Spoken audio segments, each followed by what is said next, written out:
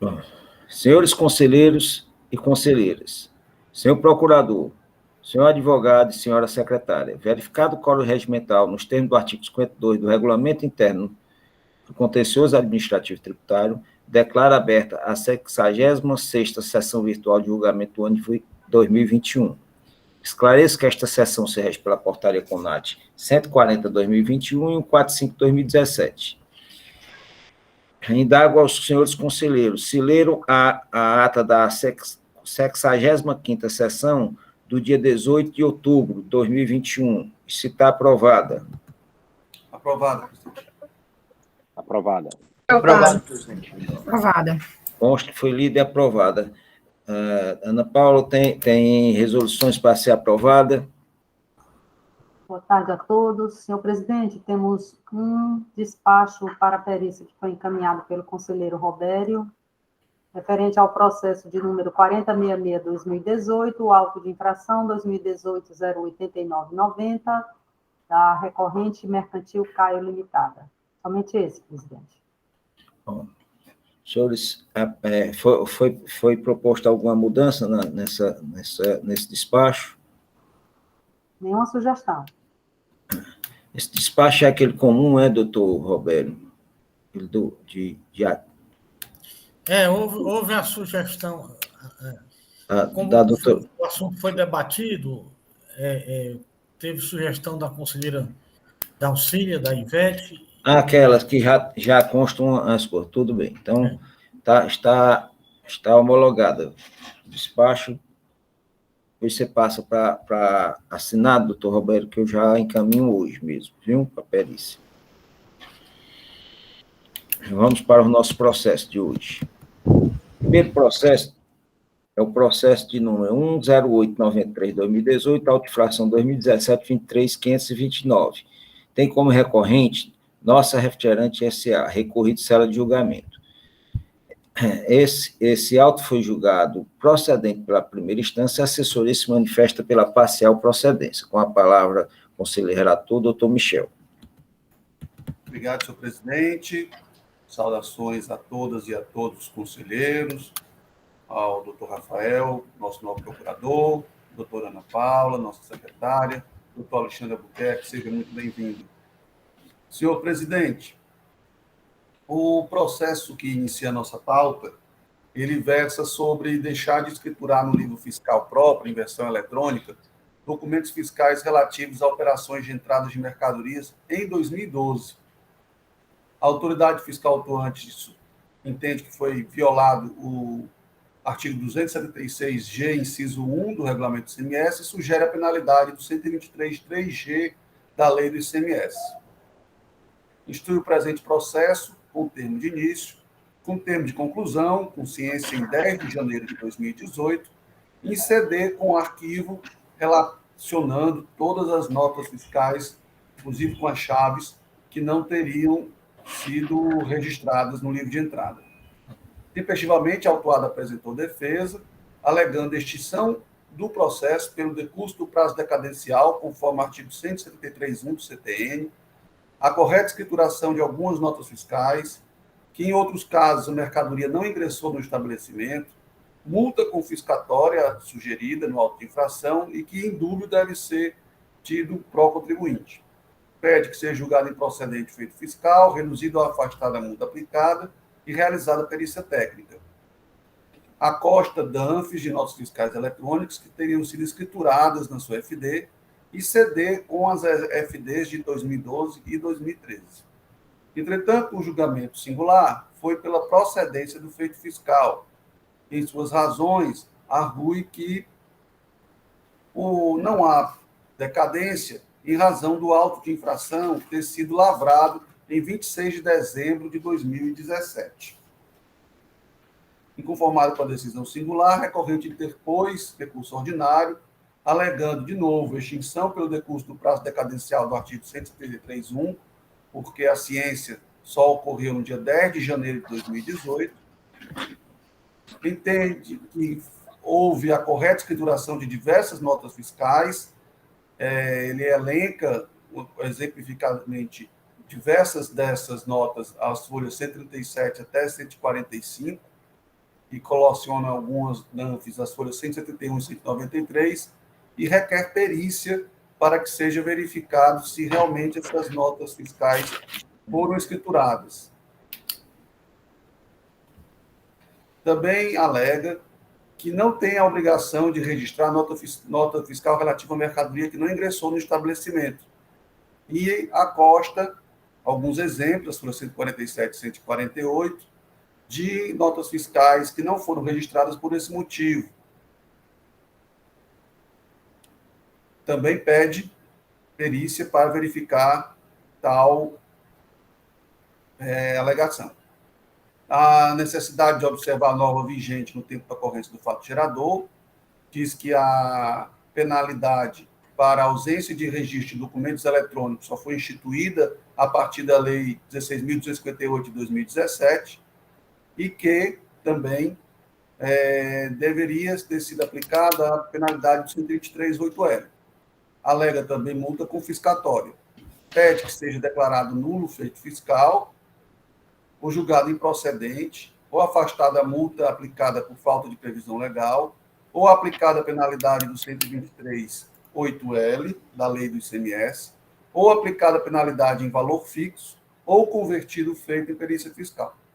A Assessoria Processual Tributária emitiu parecer, onde manifesta-se pela procedência do feito fiscal.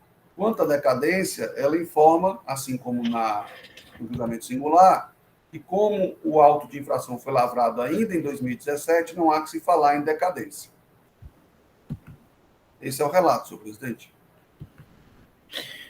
Obrigado, doutor Michel. Com a palavra, doutor Rafael. Doutor Michel, o seu foi a assessoria se manifestou, não foi pela parcial procedência, não? Foi pela parcial procedência com a aplicação 123.8L. Perdão, senhor presidente. Muito obrigado. Tá certo, é porque não. Foi os outros, é porque eu marquei, porque os outros são todos diferentes. Muito obrigado, presidente. Perdoe. Doutor Rafael. Presidente, secretária, conselheiros, nobre patrão da recorrente, doutor Alexandre, meus cumprimentos a todos, boa tarde. Presidente, a acusação é deixar de escriturar no livro fiscal próprio de entrada, nos anos de 2012, 2013, notas fiscais de entrada. A aplicação da penalidade imposta pelo agente autuante foi a do 123.3G, né? Aplicação apenas de multa isolada por descumprimento de obrigação acessória. Inicialmente, a recorrente traz uma preliminar, e seria a preliminar de decadência, né?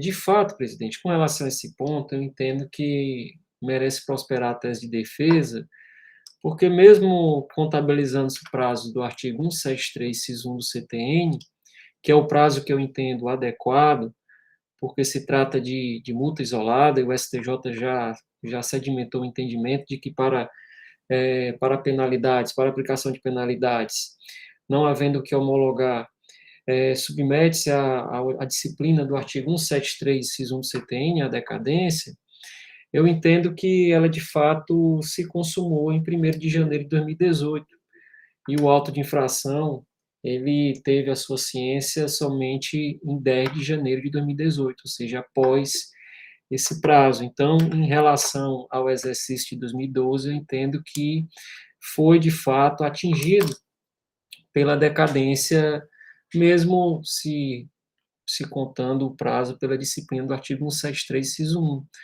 Então, nesse ponto do recurso, eu entendo que merece prosperar a tese de defesa, porque o crédito tributário, nesse ponto, com relação ao exercício de 2012, se encontra decadente.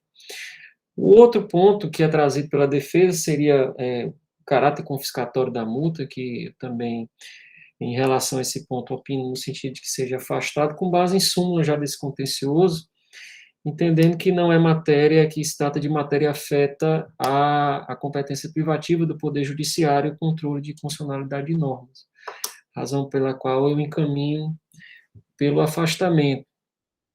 Outro ponto que eu entendo relevante na tese trazida pela defesa seria o reenquadramento da penalidade, que já foi, inclusive, suscitada no parecer, e que também é o entendimento dessa Câmara e da Câmara Superior, que é no sentido de reenquadrar a penalidade do 123.3G, omissão, deixar de escriturar no livro fiscal próprio de entrada, que essa penalidade, esse comportamento se amolda, se encaixa no artigo 123.8L, divergência de arquivos magnéticos.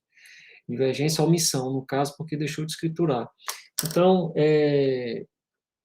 o meu encaminhamento, presidente, seria no sentido de acolher a tese de defesa, no sentido da decadência do exercício de 2012, considerando como termo aí para a contagem do prazo até a ciência do termo de conclusão. Afastar o caráter confiscatório arguído no recurso e promover, de fato, acolher a parte do recurso com relação ao restante do crédito para divergência, omissão em arquivos magnéticos, seria a penalidade do artigo 123.8L, conforme os precedentes dessa Câmara.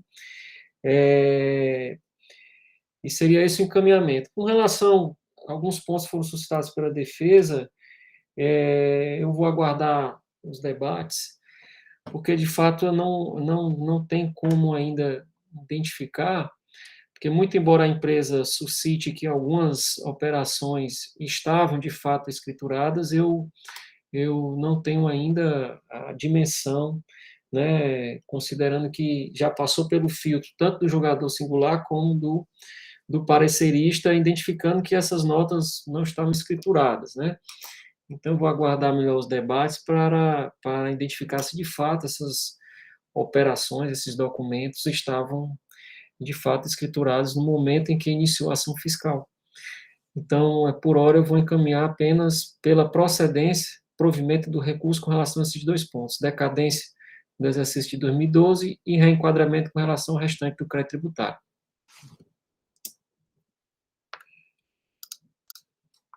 Obrigado, doutor Rafael. Com a palavra, doutor Alexandre.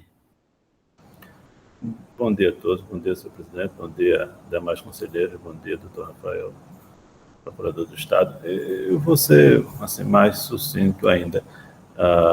Acho que o relator pode esclarecer bem, mas nesse processo específico, acho que é só o exercício 2012 que está em discussão, né? Os demais exercícios estão nos outros 3 processos.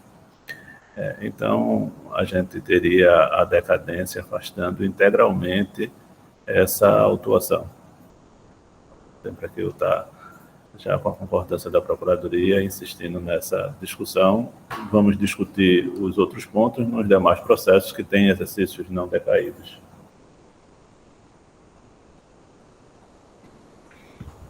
Bom, doutor Michel, com a palavra. Obrigado, senhor presidente. Senhor presidente, o auto de infração, ele informa que o período a que se refere é de 2012 a 2013, mas, observando o CD que acompanha o auto, a relação de notas fiscais são todas de 2012. E eu entendo que o prazo decadencial ele é contado até o momento da ciência do contribuinte do auto de infração e do termo de conclusão da ação fiscal. No caso, o parecerista e o julgador singular entenderam que era pela data da lavratura do auto de infração. Mas eu entendo de maneira diversa, verifiquei que o STJ entende, assim como eu estou me manifestando, pelo momento ser o da ciência do auto de infração. Então, senhor presidente, eu vou pela extinção do feito fiscal em razão da decadência total do auto de infração. Doutor Michel, eu pergunto, a contagem desse prazo inicia quando? E você contou se dá 5 anos mesmo? Ele é de 2012. Começa em 1º de janeiro de 2013.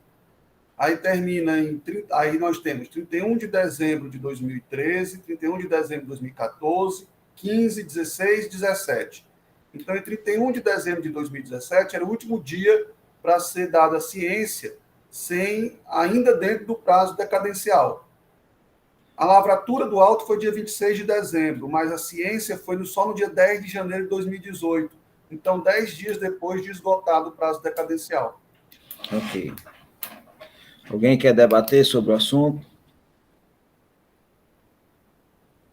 Não? Então, se ninguém quiser debater, vamos para a votação. O doutor Michel colocou pela extinção do crédito tributário, virtude da decadência, da decadência do lançamento, em virtude tendo em vista que a ciência do contribuinte só se deu em janeiro de 2018. É isso, doutor Michel? Exato, presidente. Doutora Dalcília, como se manifesta? Com o relator. Doutor Alexandre? Com o relator. Doutor Osmar? Com o relator, presidente. Doutor Robério? Com o relator, presidente. Doutor Ivete? Com o relator. Então, por unanimidade de votos, a quarta Câmara conhece do recurso ordinário, dando provimento no sentido de modificar a decisão de procedência para extinção do crédito tributário em virtude da decadência do lançamento. Decisão em conformidade com a manifestação oral proferida em sessão pela douta Procuradoria do Estado. Vamos para o nosso segundo processo.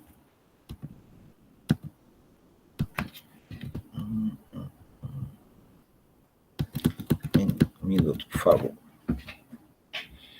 Nosso segundo processo é da relatoria do Dr. Osmar. O processo de número 10465-2020, autoinfração 2019, 19.623. Também tem como recorrente nossa refrigerante SA recorrido célula de julgamento. Esse autoinfração foi julgado procedente e a assessoria se manifesta pela procedência. Com a palavra, o conselheiro relator, Dr. Osmar. Cordial boa tarde a todos presentes, membros dessa Igreja Câmara, nossa secretária, doutor Alexandre, representante patrono da empresa contribuinte, doutor Rafael, procurador. Presidente, vou ser breve aqui no relato, certo? Processo, como bem o senhor já chamou, é um atuante, o auto de infração se refere a descumprimento de obrigação acessória quanto a deixar de registrar nos documentos fiscais a utilização de prestação de serviço de transporte no exercício 2016. A penalidade aplicada foi a do artigo 123, inciso 3º G da Lei 2.670, né, respectivamente a 10% do valor da operação, totalizando R$ 293.338,88. Devidamente intimada, a impugnante, a contribuinte ora impugnante, apresentou manifestação, defesa prévia, pedindo a nulidade da autuação por trazer a efetiva comprovação que apresentou as guias de transporte e escriturou as guias nos sistemas da Cefaz. Inclusive, trouxe um CD. No mérito, demonstrou que os documentos listados também foram registrados nos respectivos livros fiscais. Pediu a nulidade ou a improcedência da auto de infração. A julgadora de primeira instância afasta qualquer tipo de nulidade e confirma o auto de infração, certo? Inclusive, mantendo a lei, mantendo a aplicação do 123, inciso 3G, da aplicação originária, porque havia sido pedido também pela impugnante a reconsideração dessa pena, dessa multa, para uma multa mais branda. A contribuinte traz seu recurso ordinário tempestivo, alegando as mesmas razões da impugnação, que mostrou comprovadamente, através dos documentos afixados na impugnação, que as guias de transporte, os comprovantes de transporte, estavam devidamente escriturados e pede a anulação ou a improcedência da auto de infração. A célula de assessoria tributária mantém-se o entendimento da julgadora de piso pela procedência do auto de infração, presidente. Isso é o breve relato, porque se faz só a questão das guias de serviço de transporte.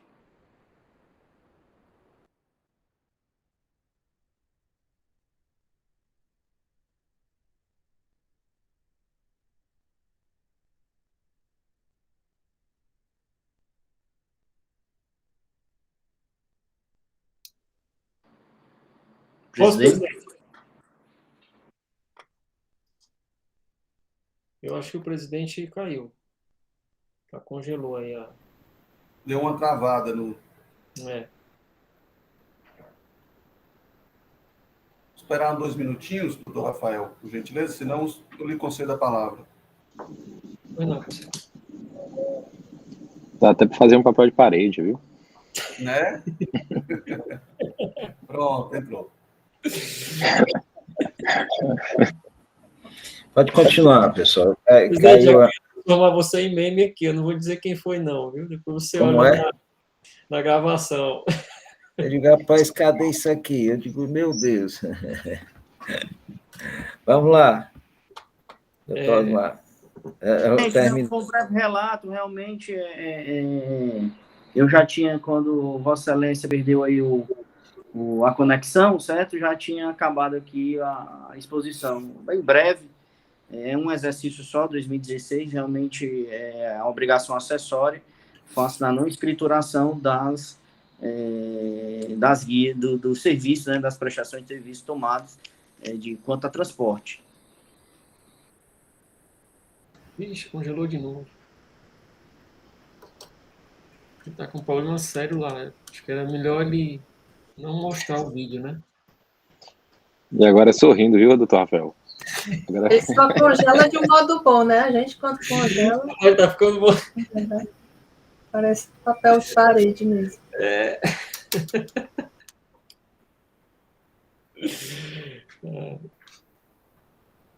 Melhor ele ficar só no áudio, porque... Porque a internet está ruim. É.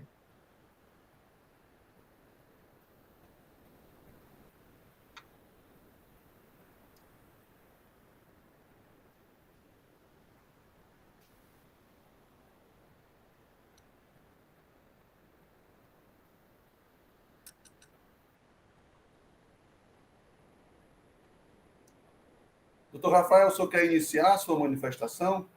Posso iniciar. É o tempo que o presidente... Era interessante recomendar que ele nem ligasse a câmera dele, né? Eu acho que ele está passando por uma instabilidade lá na internet dele.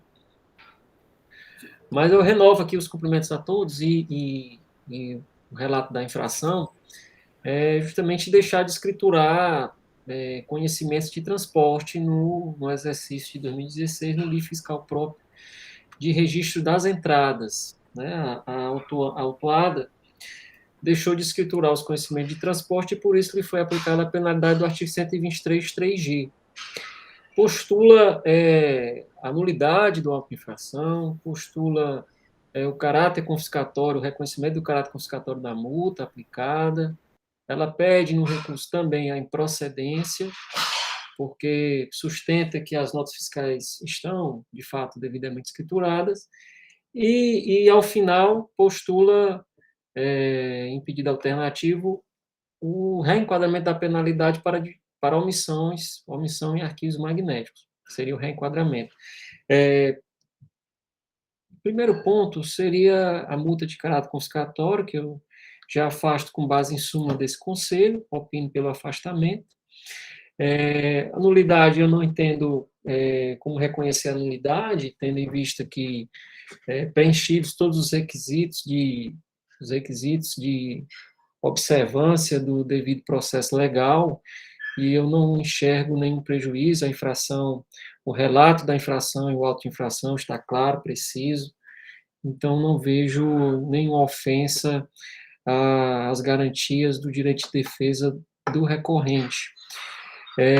A improcedência também por estarem escrituradas, também eu a priori não enxergo também, pelo menos pelos elementos que foram trazidos aos autos, de plano não enxergo que essas notas estejam, de fato, escrituradas.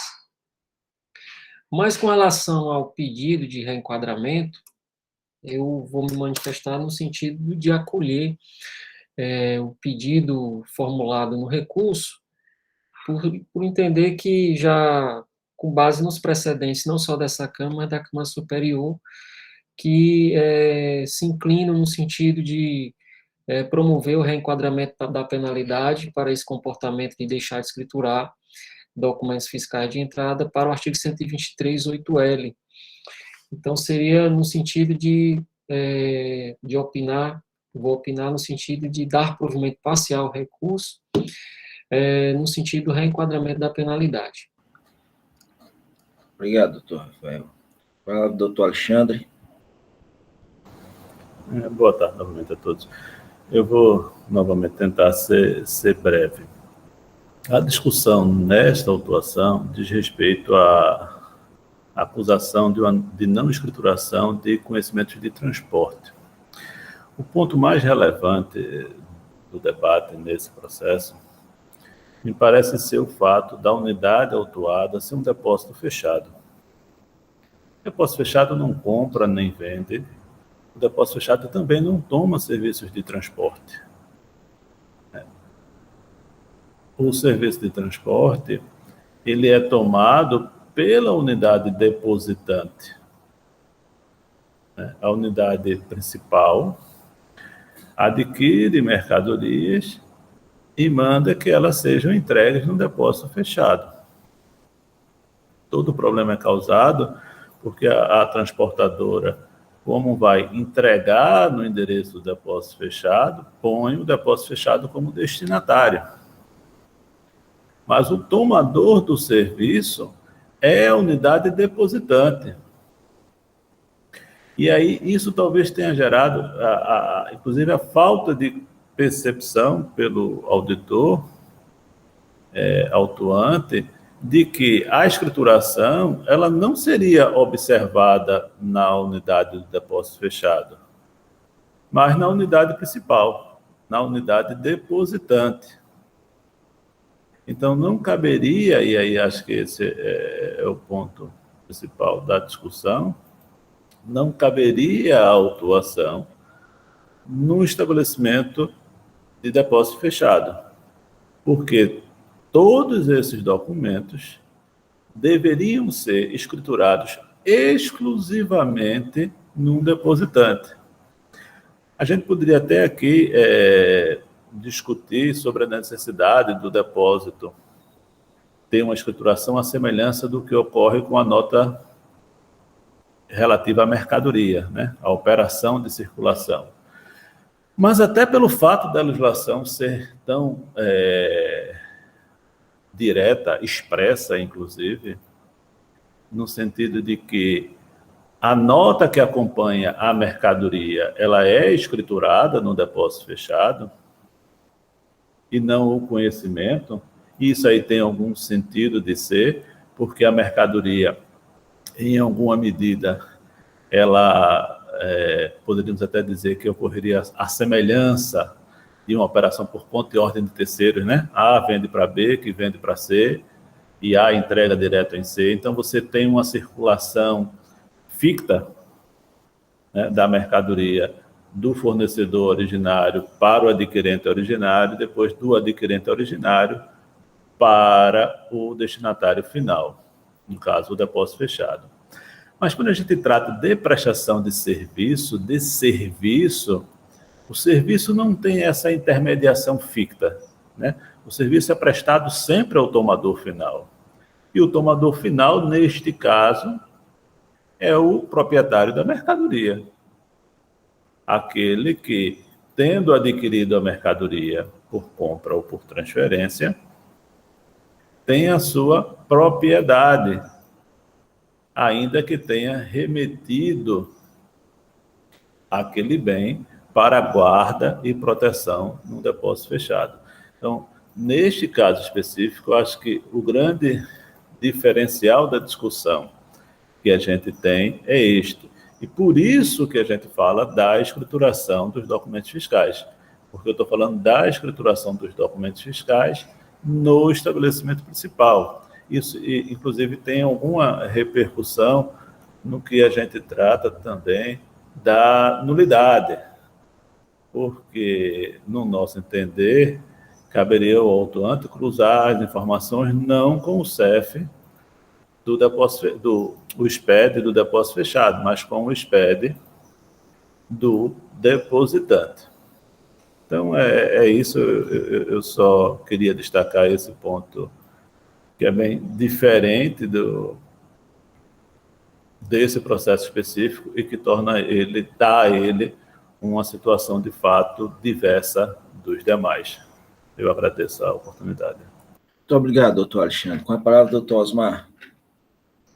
Presidente, eu gostaria só de esclarecer aqui com o doutor Alexandre, que ele falou que que é depósito fechado, né, essa unidade da contribuinte. Agora, me perdoe se eu salvo engano, que tanto na impugnação como no recurso ordinário, não traz essa informação. Inclusive, consultando agora, através dessa informação que Vossa Excelência traz, eu consultei aqui o CNAE, né, e o CNPJ da empresa, não está dizendo que essa unidade é um depósito fechado, né, só que é filial fabricação de refrigerantes no CNAE principal, só é um CNAE que ela tem, que é o principal, que é a fabricação de refrigerantes, não tem essa situação de depósito fechado, né? Então, eu gostaria só de esclarecer aí esses fatos, realmente, doutor Alexandre. Vamos escutar o doutor Alexandre aí, depois os colegas da gente podem olhar no nosso sistema como é que está no cadastro. Acho, conselheiro, na folha 8 do recurso, se o conselheiro puder acessar, vai ver sim essa referência. O que acontece hoje, e talvez até aproveitando também para esclarecer uma questão de fato, é que quando a gente consulta o CNPJ, depósito fechado não tem mais CNAE de depósito fechado, né? O vínculo da natureza do estabelecimento é feito no DBE. Então, às vezes, a consulta a um cartão de CNPJ, ela traz elementos insuficientes. Então, se nós consultarmos não só o cartão do CNPJ, mas o cadastro em si desse estabelecimento, vamos ver que na natureza dele, ele é um estabelecimento de depósito fechado, vinculado a um estabelecimento principal. Esse dado mais detalhado, né, mais preciso, assim, a gente só vai encontrar no acesso ao cadastro junto à Receita Federal, né, não naquela consulta pública. Na consulta pública, essa informação não é disponibilizada. E também no contrato social. E aí, na folha 8, a gente faz um recorte do contrato social, exatamente trazendo essa informação.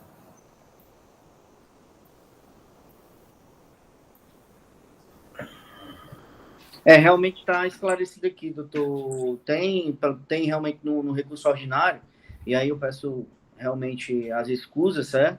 Que realmente não tinha percebido aqui, inclusive está grifado. Mas quanto realmente aí, eu peço, se os colegas conseguirem, de casa, tiver acesso realmente, porque já tivemos aqui casos de depósito fechado, que pela consulta do CNPJ, doutor Alexandre, tinha o CNAEzinho lá do depósito fechado entre os CNAEs relacionados, certo? Mas, ok, eu devolvo a palavra, presidente. Bom, senhor, a palavra está facultada aos demais.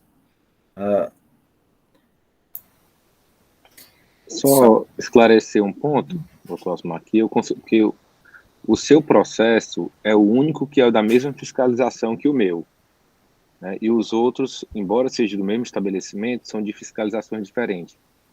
Eu consultei o Sintegra, para mim só aparece o CNAE de indústria de refrigerante, no Sintegra, Ceará. Só.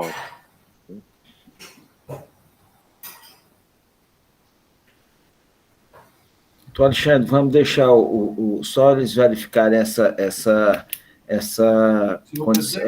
coisa no cadastro. Doutor Michel. De fato, eu observei no cadastro da Fazenda Estadual que consta lá como depósito fechado. Pronto.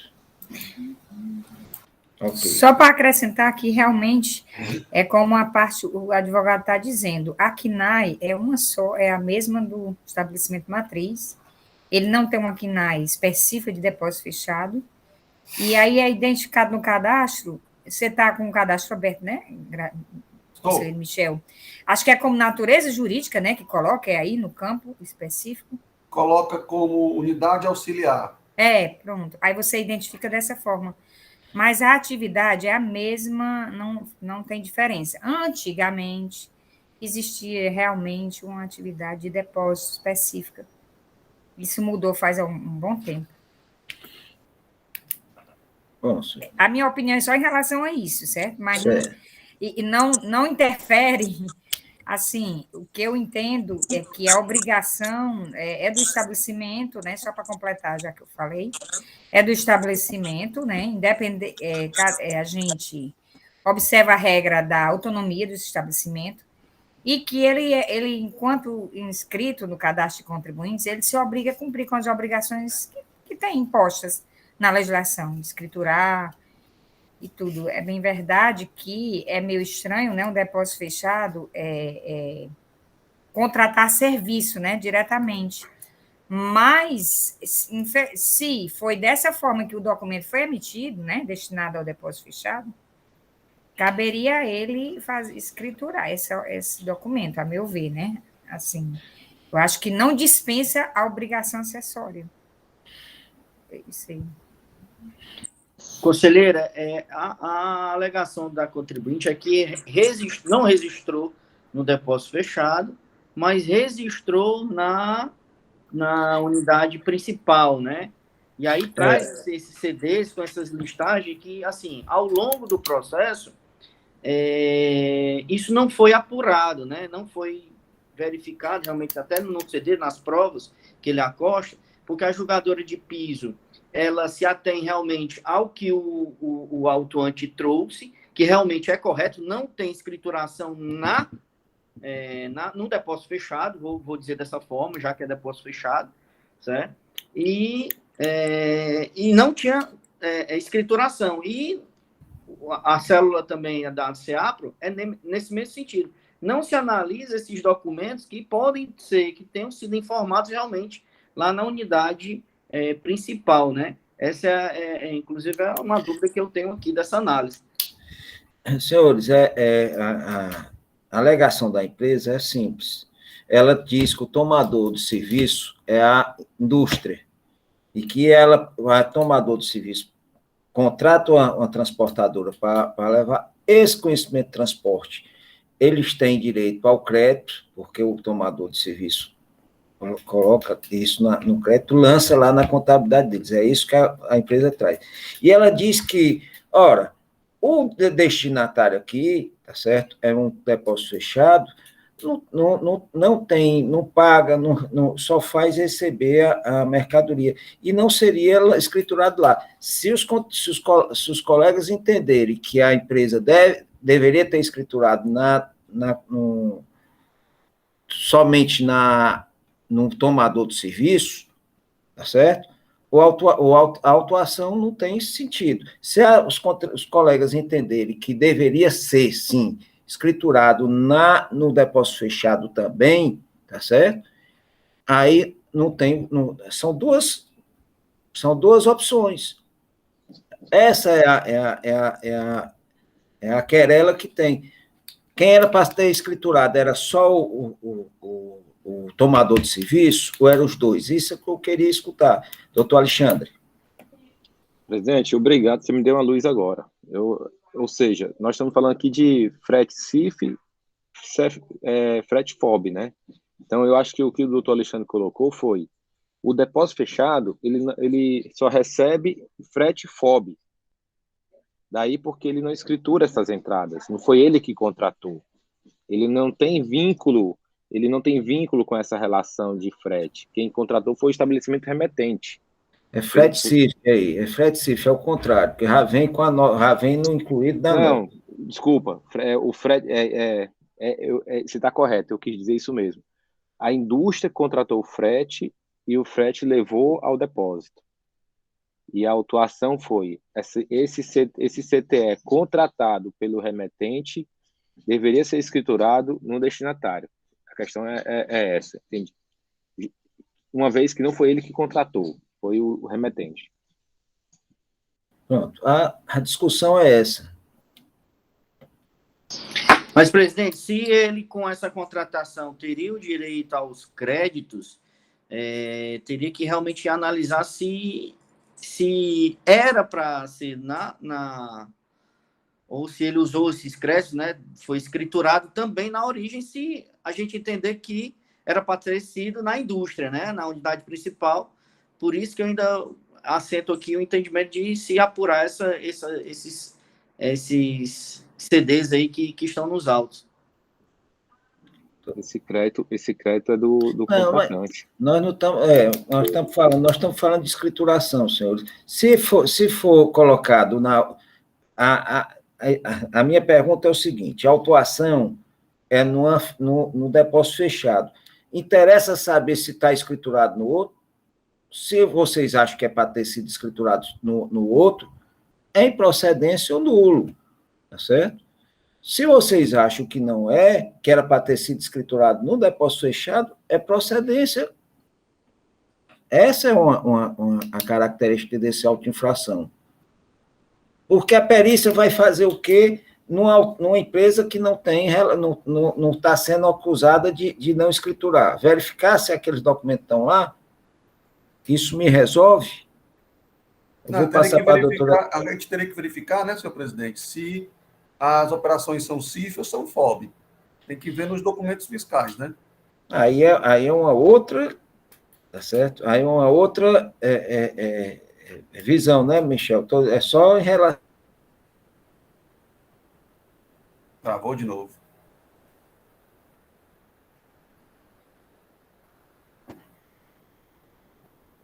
Vamos aguardar mais um pouquinho.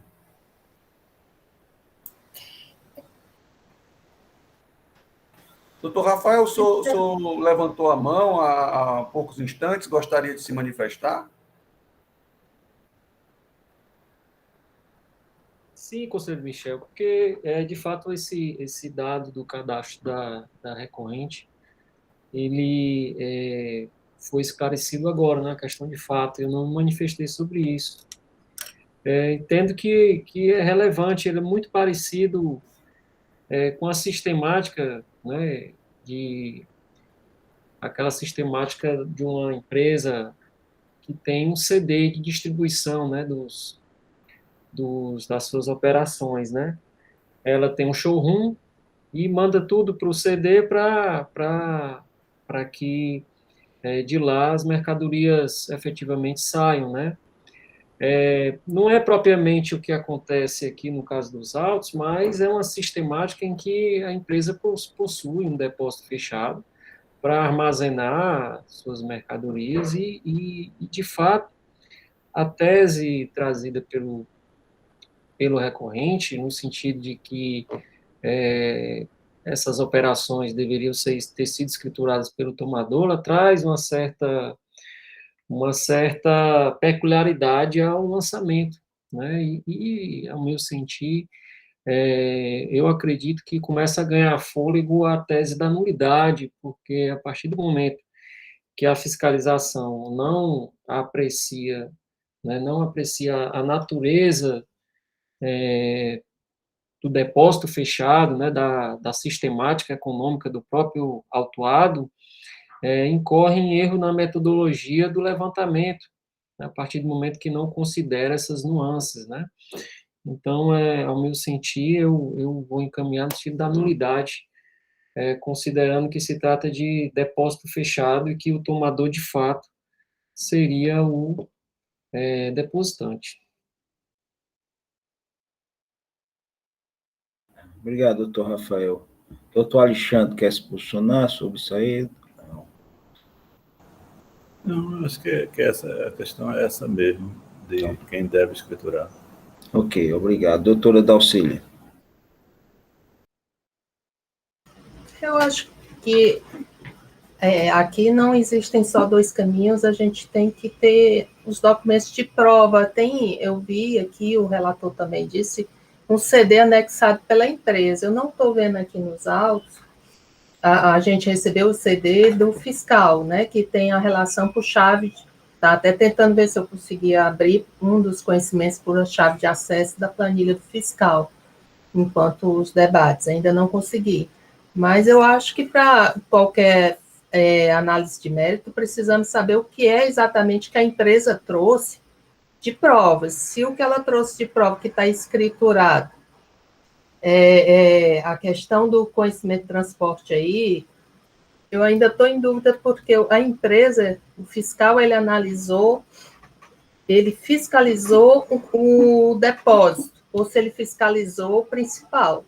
Para mim ainda está, apesar do CGF estar lá, a gente vê a unidade auxiliar, o depósito, realmente eu consultei o cadastro, como o conselheiro Michel está lá, que é um depósito, mas eu não estou com documento físico aqui, o DANF, o conhecimento de transporte eletrônico, aliás, para me dizer se o frete é FCIV, se é FOB, quem é o domador. Eu estou tentando entender ainda quais são os elementos de prova desse processo, dos argumentos da defesa, para poder me manifestar, porque eu estou vendo aqui que existe a tese, mas o que é que há de documento que sustenta essa tese de que o domador é a empresa, indústria, e não foi o depósito diretamente que contratou? Porque quando eu abro a planilha aqui do fiscal, desse processo, eu verifico aqui no campo de razão do emitente, outra empresa.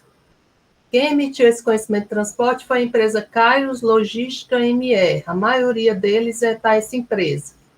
Tem outros que têm a ME Gilson M. Ferreira, mas a maioria é dessa Kairos Logística ME que emitiu o conhecimento de transporte. Ela está aqui na planilha do fiscal como emitente.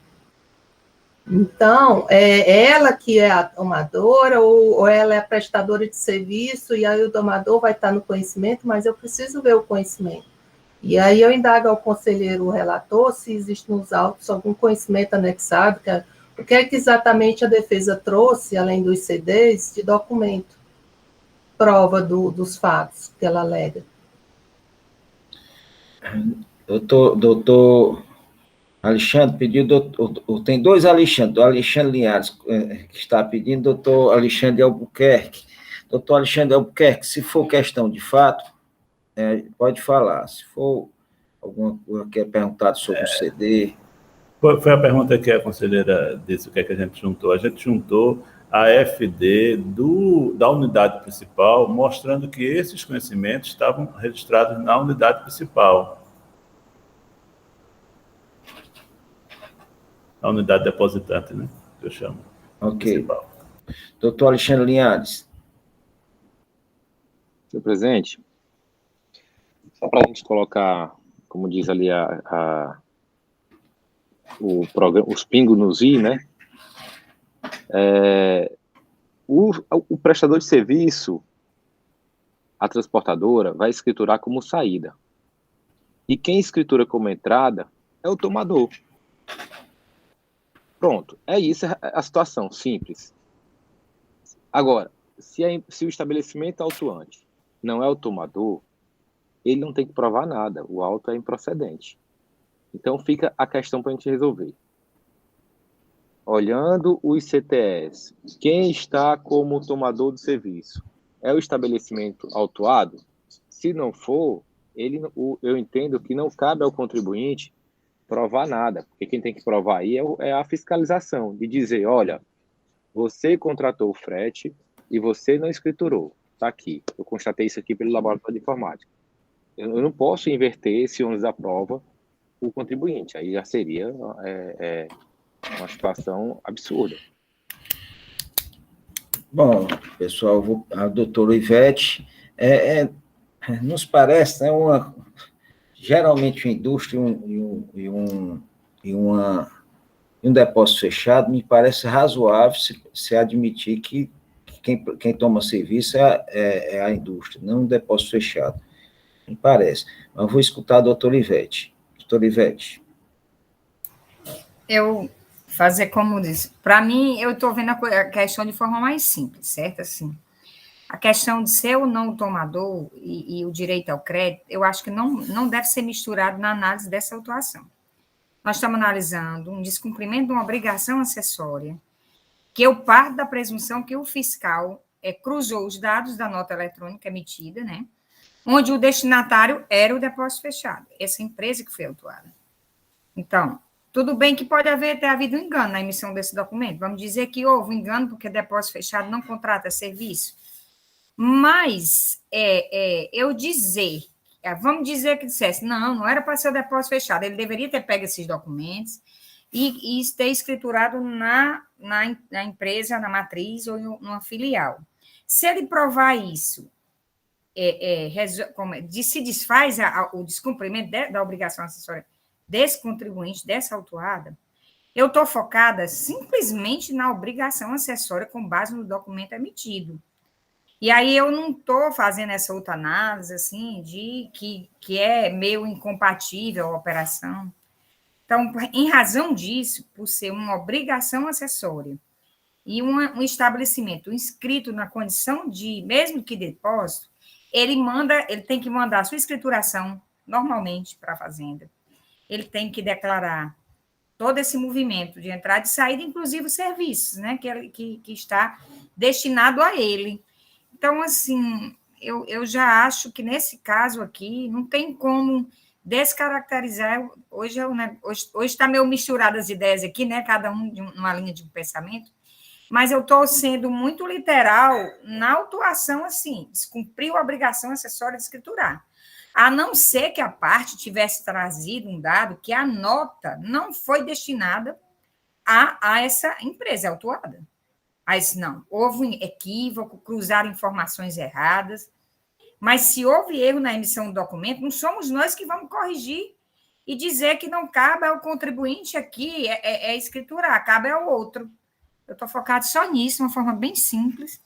Eu vejo como, se não tiver prova que não foi para ele, que foi para outro, não vejo como descaracterizar a autuação, não.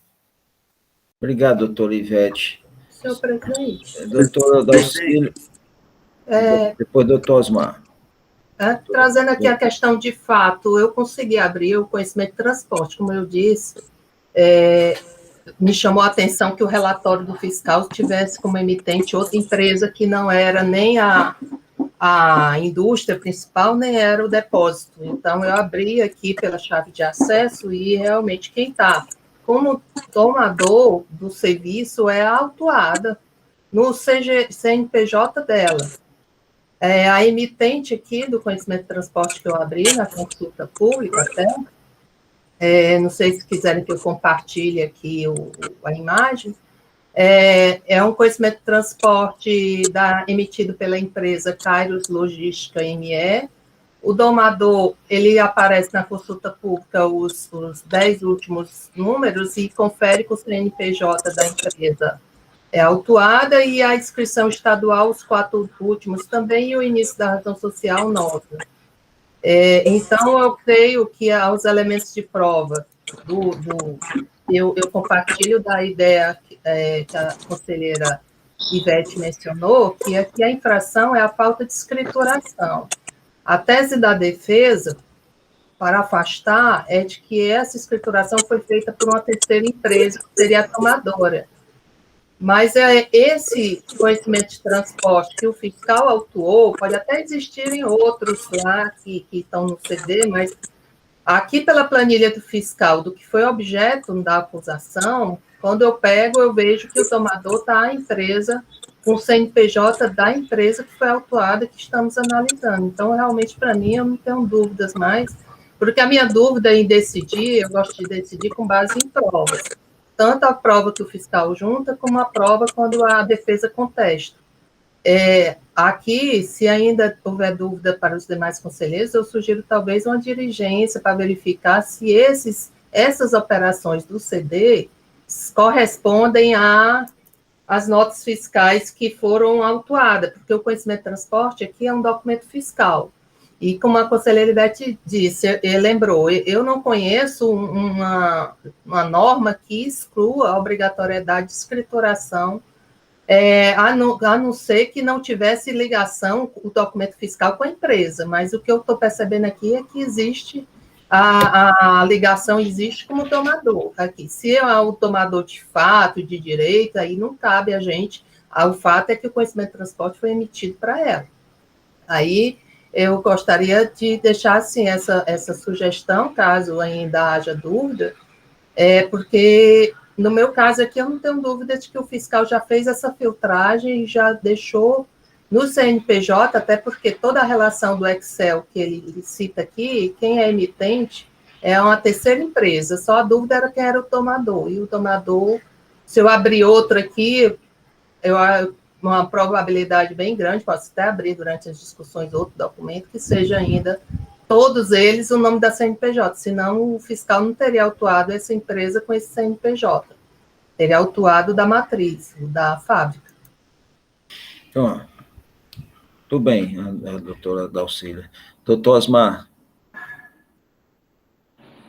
Presidente, a minha manifestação era um pouco nesse sentido aí da doutora Dalcília, realmente de checar os conhecimentos, né? Porque estavam se indo para um entendimento que, pelo menos minoritário, não sei nem o percentual, não vou nem dizer, mas o entendimento que o depósito, né, não tinha essa obrigação, pelo menos é o que eu vi aqui nos debates. Mas, assim, mesmo não tendo, que é o entendimento que eu tenho para a prima facie, eu estava um pouco inseguro em realmente ter esse conhecimento. Se os conhecimentos eram realmente os tomadores dos conhecimentos dos transportes, era a empresa principal ou o próprio depósito, né? Que aí poderia vir aí à tona a tese levantada pela doutora Ivete. Certo? Então, eu sugiro também, talvez, uma diligência aí, presidente, para a gente esclarecer, inclusive, se realmente essa empresa que a gente tem consulta informal, embora feita por os colegas conselheiros aí de casa, da Cefaz, mas a gente não tem, embora o que alega a empresa, que está aí como depósito, a gente não tem essa informação formal, né? Talvez um pedido de diligência para esclarecer esses fatos. Bom, senhores, nós já vamos agora para um pedido de diligência. Querem debater isso? Doutor Michel, doutora... Eu não vi ainda, a doutora Dalcília entende que não é necessário por ela, mas ela já tem... O doutor Osmar entende que é necessário. Quero escutar os demais. Presidente, eu entendo que, como não tem prova que os documentos foram emitidos para a outra empresa, né? Eu entendo que essa diligência não vai alterar o que eu acabei de fundamentar, né? Que a empresa aqui, autuada, ela tem a obrigação de escriturar os documentos que estão destinados a ela. Doutor Michel. Como é que está no próprio CD? Eu não tive oportunidade de abrir o CD. Como é que está lá? Quem é que está lá como tomador do serviço? O CD informa quem é o tomador do serviço? A senhora conseguiu ver, conselheira Dalcília? Eu só tenho acesso ao do fiscal, conselheiro Michel. Do que a empresa trouxe. É o do fiscal mesmo. O do fiscal está aqui aberto. A planilha, ela tem a data da emissão, CNPJ do emitente, a razão social do emitente, a chave de acesso, o CFOP, a natureza da operação e o número do CTE e o serviço. Eu não sei se o CFOP dá para saber se é... 5352 é o CFOP que está aqui. Qual é? 3? 53, 52. Deixa eu ver aqui.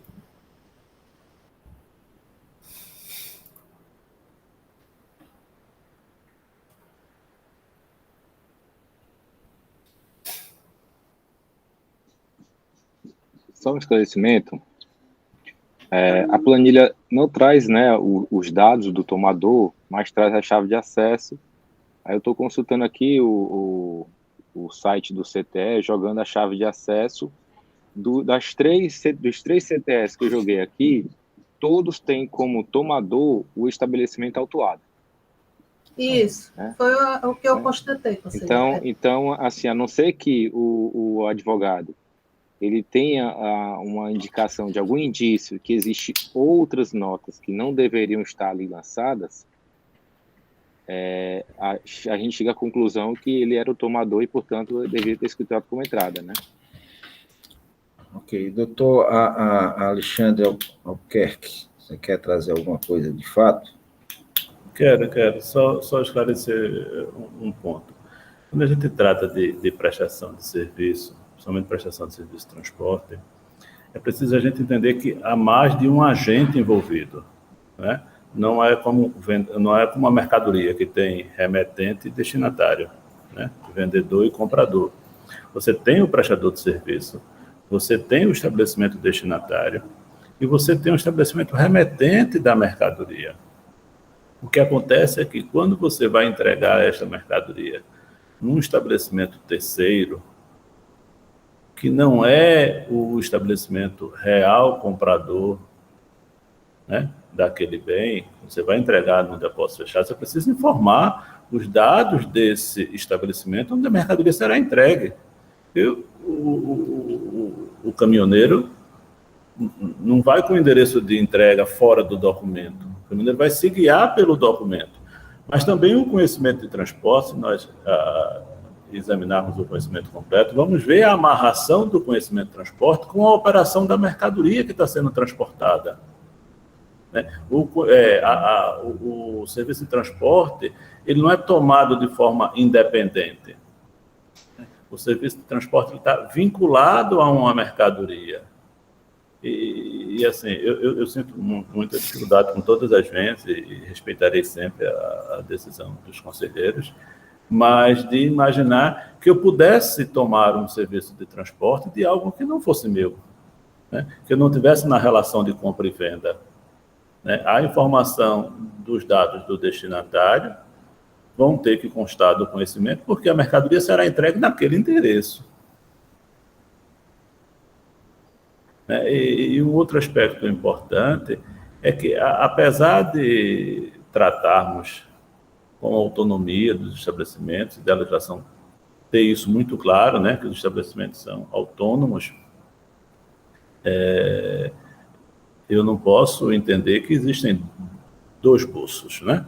O que o Supremo recentemente fez com a discussão do preço de transferência, né? Há uma unidade da pessoa jurídica. A pessoa jurídica é a mesma. E o depósito, ele não tem função de compra e venda. Talvez o que se pudesse, não sei, também não é meu papel sugerir, mas trazer ao debate, é a verificação não só do conhecimento, mas dos documentos aos quais o conhecimento está vinculado, porque o conhecimento ele é vinculado diretamente à nota fiscal de compra e venda do produto. E aí a gente vai ter, sim, a condição, pela análise do conhecimento integral, né, não só a consulta pública, porque o dado da consulta pública é muito restrito, né, não vem todos os dados do conhecimento, e os dados da nota fiscal que vincula o conhecimento, para podermos observar se, de fato, o destinatário jurídico daquela operação e daquela prestação é o estabelecimento depositante. Ok, doutor Alexandre. Doutor Rafael, você quer se manifestar? Porque aí eu vou pedir o doutor Alexandre Albuquerque, que não a gente pare. Não, presidente, eu inclusive já me manifestei no mesmo sentido da tese do recorrente, né? Após esclarecido esse fato, já me manifestei até no sentido da mesma tese. Ok, senhores. Presidente, a gente pode apresentar o voto já, não? Pode, sim. Vamos. Doutor Osmar. Porque o que esse nobre relator aqui tinha dúvida, a doutora Dalcília já levantou aí, que realmente era análise desses conhecimentos, né? E aí a gente já sabe pelo menos como é que está lá. Mas, assim, meu entendimento nesse exato momento, presidente, é que realmente o depósito fechado não tem qualquer... não recebe essas efetivamente em sua contabilidade, se quer que ele tenha contabilidade, transferência dessa mercadoria, né? Ele não vai receber e vai sair, ele está ali só como realmente depósito. Então, eu voto pela improcedência do auto de infração, presidente. Procedência ou nulidade, doutor Osmar? Improcedência. Doutor Roberto. O relator, presidente. Doutor Ivete. Eu divido, né, no sentido de que, com base no princípio da autonomia do estabelecimento, considerando o fato de que o tomador de serviço, nas notas que a gente analisou, é autuada, entendo que caberia a ele escriturar esses documentos. Doutor Michel. O presidente, tendo em vista que o tomador do serviço, segundo os documentos fiscais, é autuada, eu manifesto pela procedência do feito fiscal. Doutora Dalcília. Com o primeiro voto divergente, como já fundamentei também, pelos argumentos dos conselheiros anteriores, considero que está, uma vez emitido o documento fiscal, tendo como tomador a empresa, o CNPJ dela, o CGF dela, e ela, a questão de quem pagou efetivamente, não afasta a obrigação acessória à questão do principal. Então, acho que ela era obrigada, sim. Doutor Alexandre.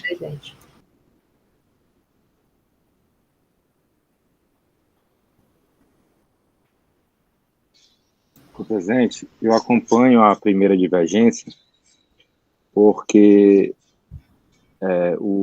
dos documentos que eu constatei aqui agora, foram mais ou menos 8, todos estavam como tomador o estabelecimento autuado em operações interestaduais, ou seja, com destaque de crédito. Ok, agora em relação à penalidade aplicada, certo? Como se manifesta, doutor Osmar, em relação à penalidade aplicada?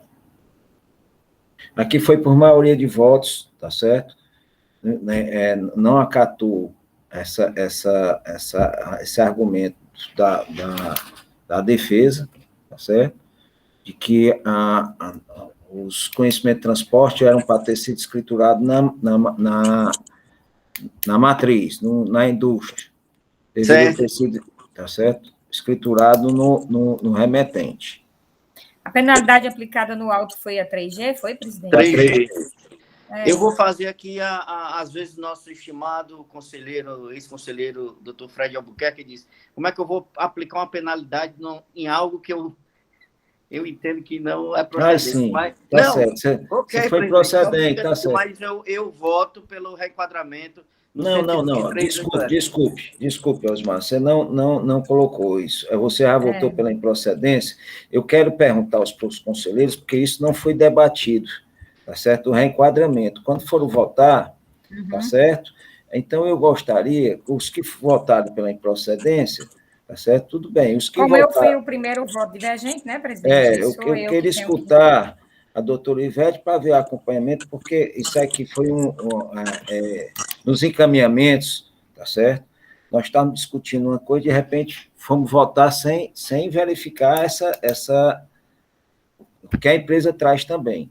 A empresa traz um pedido de reenquadramento. Se a gente então, votar... assim, presidente, só a sugestão, como eu fui o divergente, sugerindo aí para agilizar os trabalhos. O Osmar foi pela improcedência, né? Roberto, eu estou votando pela parcial procedência, com a aplicação da 8L, né? Certo. Aí, o próximo é Michel, é conselheiro Michel, é? Conselheiro Michel. Em razão da colegialidade, eu acompanho a divergência também nesse ponto. Tudo bem. Doutora Dalcília. Usualmente eu voto pela 3G, né? Nesse caso, eu acho que iria complicar muito eu manter, porque ia ficar 3... Porque o Alexandre não tem problema, não. Se você manter, você vai pela procedência, vai ter 2 improcedência, uma procedência e 3 parcial, né? Não tem problema nenhum, não, doutor. Então, mas pronto. o voto médio aí, presidente, quem votou pela improcedência aceitaria a redução também. Procedência, doutor Alexandre. Só para a gente. Acompanho a primeira divergente. Bom, saiu 3. A primeira divergente foi vencedor. O primeiro voto divergente vencedor foi a doutora Ivete, que votou pela parcial procedência. Tá certo? Existe um pedido de perícia, né, também, que eu vi os conselheiros falando, mas pelo encaminhar, não acataram. Não há necessidade, não, presidente. Mas a empresa pediu em recurso. Pediu de forma genérica. Foi. Então, para a gente poder dar a votação e, ao final, dar a decisão de mérito, vamos só analisar também o pedido de perícia deles, senhores, que é interessante. Hoje a gente acabou conversando muito dos assuntos e não. Quanto ao pedido de perícia, doutor Osmar, como se manifesta? Para a gente poder. Afaste o pedido, presidente. Doutor Robério, entender que é genérica? É isso, doutor? Com o relator, presidente. Doutor Ivete. Isso, presidente. Faço o pedido de perícia, porque Doutor não Michel. interfere. Também afasto. Doutora Dalcília. O relator, afasta. Doutor Alexandre. Acompanho o relator por falta de indícios. Ok. Então, por unanimidade de votos, foi afastado o pedido de perícia suscitada no recurso. No mérito, os conselheiros já decidiram pela parcial procedência, por maioria de votos, aplicando a penalidade contida no artigo 123.8L da Lei 2.670/96, com a nova redação dada pela Lei 16.258/2017. Sendo o primeiro, votaram pela parcial procedente os conselheiros Ivete, Michel e doutor Alexandre. A conselheira Dalcília votou pela procedência, e o conselheiro relator, o doutor Osmar e o doutor Robério, votaram pela improcedência da acusação. A assessoria processual tributária, a Procuradoria se manifestou por quê, doutor Rafael? Pela nulidade, foi? Nulidade, presidente. Assessoria processual tributária, a Procuradoria se manifesta pela nulidade da autuação. Decisão em desacordo com a manifestação oral proferida em sessão, que se manifestou pela nulidade da autuação. Pronto. Eu acho que, doutor Alexandre, ficou boa para você, ficou claro aí as decisões, não ficou boa não, porque você queria era improcedência e a nulidade. Tá certo? Mas ficou claro. Mas está claro sim, presidente.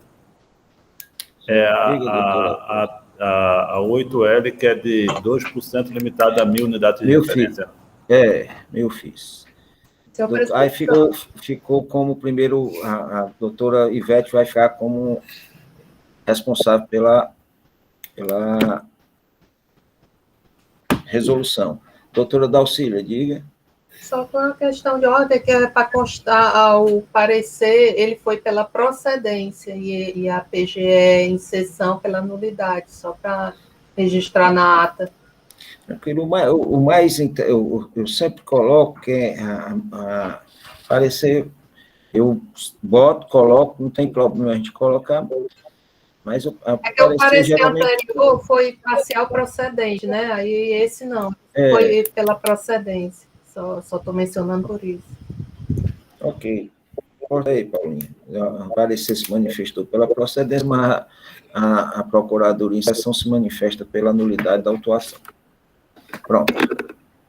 Vamos para o nosso terceiro processo. Vamos lá. Vamos lá. Querem algum intervalo ou dá para ir direto? Presidente, pode conferir 5 minutinhos só, presidente, só para me substituir aqui o equipamento, porque vai cair aqui. Pode ser, doutor, senhor, 5 minutos? 5 minutos para ele. 5 minutos, sempre.